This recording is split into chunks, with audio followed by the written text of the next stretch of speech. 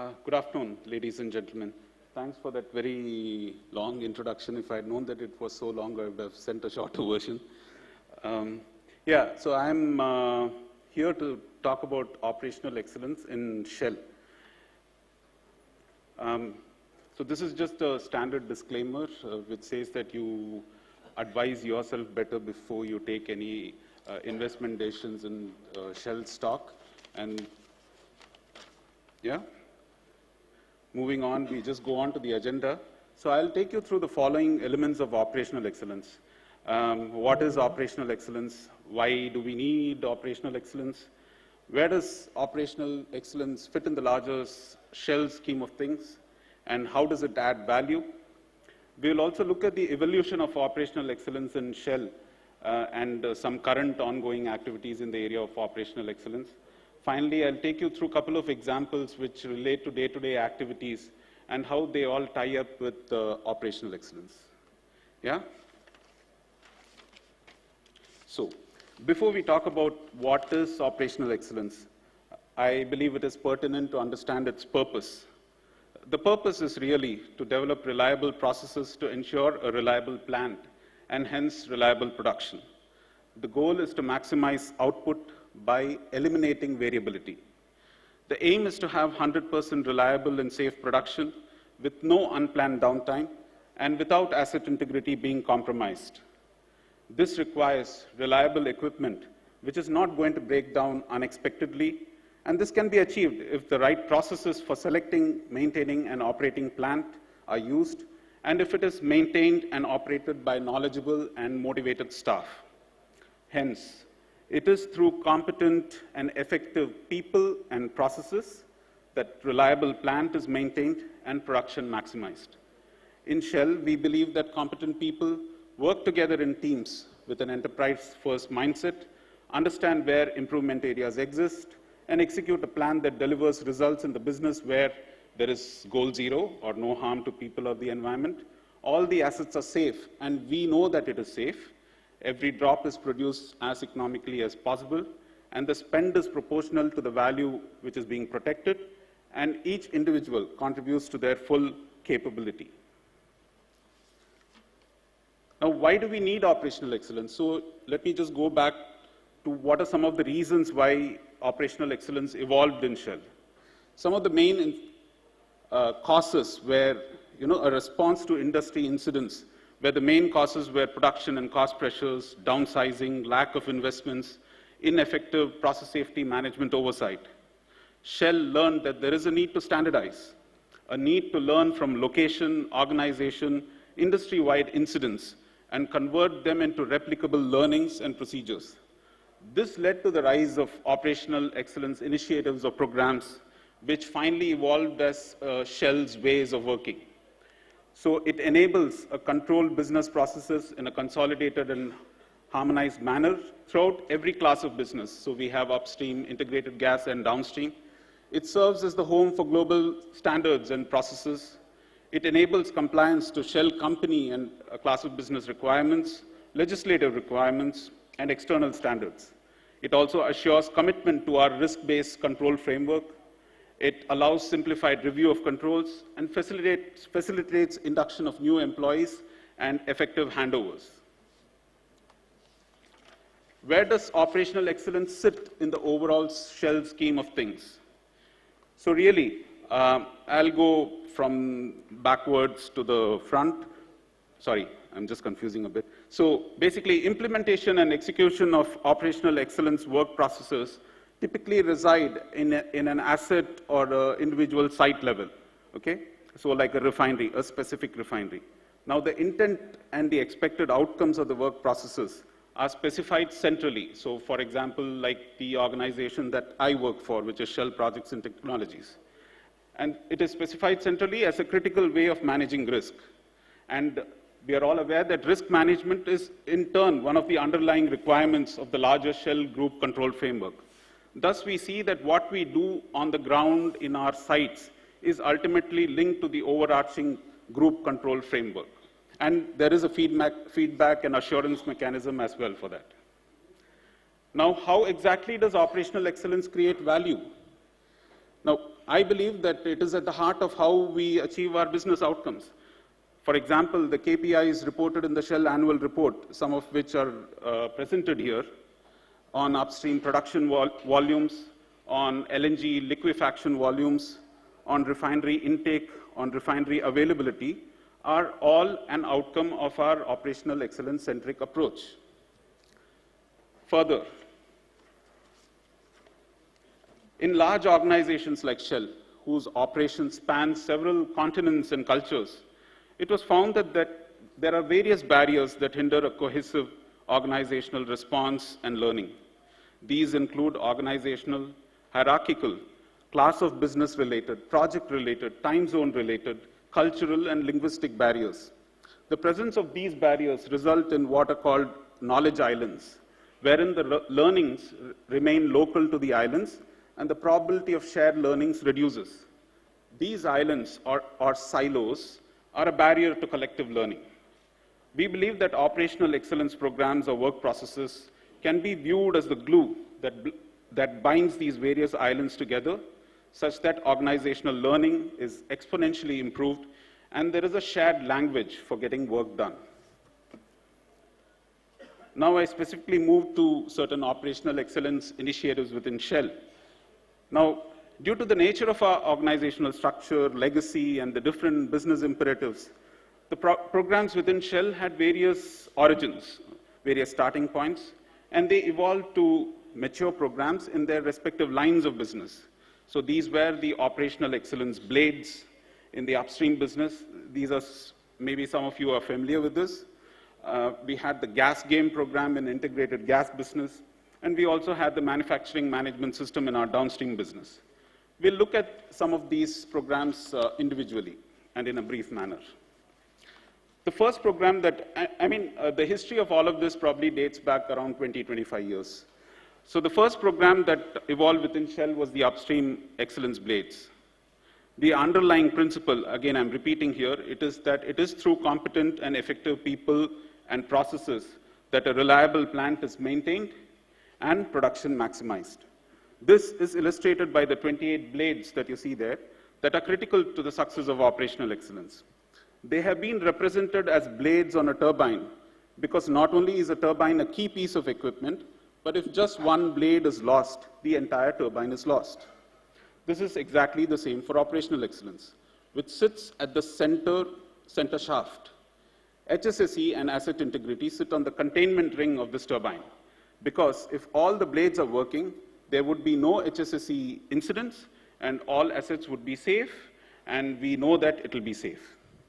Now, different blades have a different impact on the business performance of the asset. For example, under people, we could have some blades like competence and skills, performance management, leadership and strategic planning, etc. Under processes, we could be talking about annual planning and budgeting, integrated activity planning, management of change, and so on. Under plant, we could be talking about the famous RRM, or the Risk and Reliability Management Framework. Under production, we could be talking about forecasting. I'm just naming a few of the blades here for your reference. We could be talking about forecasting, wells, facilities, and reservoir management, and so on. So really, the purpose of all this blade is to bring all the expectations of the production into one place. It covers the maintenance and integrity, surface production, technologies, chemistry disciplines, and those aspects of logistics and contracting and procurement that apply to operations. They essentially set the requirements that are required to meet company standards. And they cover all the production activities which are required in the operate phase. We have a similar program in our integrated gas business, which is called the GAME program. GAME stands for Global Asset Management Excellence. Now again, this program you can see in the chessboard here. It includes certain modules like ensure safe production, equipment integrity, maintenance execution, performing turnarounds, instrumented protective functions, which are all very fundamental to the way, and we are familiar with all of this because this is how we operate our business, right? So it is just about standardizing these things through all our sites. So the objective, for example, of the GAME program was to strategically align our asset management across various locations via a coordinated change management program, which is underpinned by strong implementation and a sustained organization. Similarly, in downstream, we had the manufacturing management system, where there are, and again, here there are several processes to enable the manufacture of products. I'm not listing everything, I'm just going through some of the core work processes here. For instance, the purpose of a manufacturing site is to make products, which means that we work to a plan, so which means that we need to ensure our planned delivery, which means that you need KPIs probably to find out what is meeting that planned delivery. We have to ensure quality products. We have to ensure that we produce safely. And regarding asset availability, we have to perform, say, an RCM. We have to ensure equipment integrity, which means IOWs and so on. We have to perform maintenance execution, turnarounds, etc. And when you look at the long-term strategic future of an asset, you probably need to do something like a master plan or develop and implement projects. So you would notice that the various Shell businesses, upstream, downstream manufacturing, and integrated gas, had their own set of requirements, processes, and guides for how we run, operate, and maintain our producing assets. However, over the last couple of years, you would see that you have British Gas also, because that is something which was acquired about 2-3 years back. So as part of an integrating exercise, Shell undertook, and it is still ongoing, an exercise to migrate the various management systems, creating a single repository for all of Shell's assets, asset management requirements, integrating the key elements of each and creating a common language in all businesses. This standardization for how all Shell assets are run with one simpler system used across the organization helps eliminate waste and enables the ambition for top quartile performance. So the objective really is to simplify the processes, improve and integrate the processes, and embed and drive performance across all these lines of businesses. I'll just take an example here of a regular activity in an operating asset, which is to ensure product quality. Now, ensure quality product is the name of the process. We call it EQP. You would have seen it in the slide on manufacturing management system.